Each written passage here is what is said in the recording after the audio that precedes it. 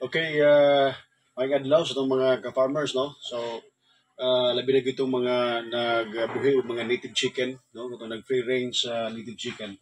Usa sa mga gikinahanglan po nato, no? Kaya namay uban yung naiban yung mga factors like for example, naiban yung mga binuhi nga mga kining mga native chicken nga dili kayo maayo mulumlom, no? So muna nga suportahan na to og kining uh, incubator. So napalit na ko ng incubator bag-ulang barato ra kayo ni isa 2,000 pesos ra ni siya sa online, no.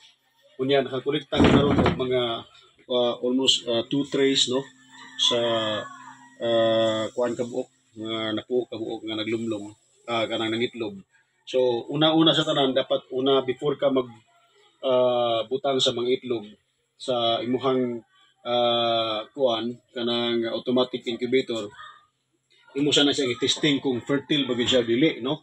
So kini naman i-tester daan o kung fertile ba. So dapat tan-awon sa nimo. So kini siya indication na ni fertile ni, oh, na. So fertile kay na may black, no, nay kanang kuan na muliklihok siya but pasabot fertile na siya. So ato ni siyang i-separate so fertile. So kanang mga unfertile dili na naangay nimo kuan. For example, this one is unfertile. Oh, okay. Tangan tabi. Sure. Wala. So, but pasabot. Unfertile siya. So, separate natin yung unfertile. So, butang natin dali. Kini. Kana, fertile na siya. Nay red, no? Nay dugo. So, inana ang unang buhaton na to mga ka-farmers pag-test pa before ka mabutang sa incubator para sigurado nga mohas ka siya. So kini siya automatic incubator nga atong lilion gamay, no.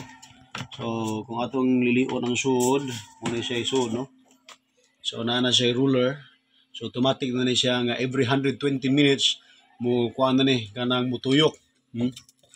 So bag-o po ni siya nga design ginapon siya automatic nga kining para sa sawranan sa iyang tubig para mo balance ang iyang temperature, no. So kinahanglan lang siya level lang siya kay kung dili siya mo level nay posibilidad niyo moawas ang iyang tubig. Okay? So mao ni ang usa sa mga pamaagi nato, no, para mudaghan ang atohang mga kining binuhi nga mga free range native chicken o katong mga nagbuhi o mga grower kung mga katong mga pang breeder lang like mga RIR, Rhode Island, mga black astrolog or anything. So ako karon nagbuhi ko og kanang native chicken gipalaghan ako kay para pud sa akong farm at the same time para pud kining pang-serve nato sa mga customers. So usa sa mga kining atong timan-an kung magbutang ta og kanang incubator, magpalit ta og incubator kinahanglan mo set gyud siya sa 37.8, no. Kung wala pa sa 37.8 to 9 to 38, normal pa na siya, no? Kaya nabrihan man na to. So, kinalan balance good siya sa 37.8. Okay? So, mga to mga ka-farmers, no? Mga kaigsunan na to, mga maguma.